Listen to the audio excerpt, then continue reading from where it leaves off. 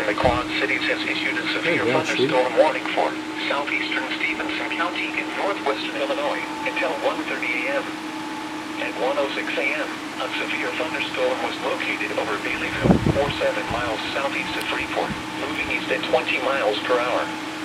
Hazard, 60 miles per hour wind gusts. Freeport Airport gusts at 60 miles per hour.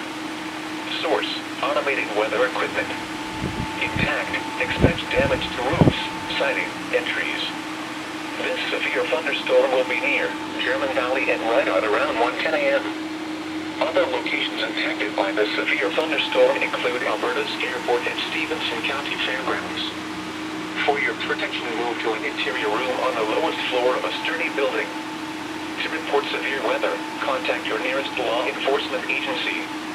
They will send your report to the National Weather Service office in the Quad Cities.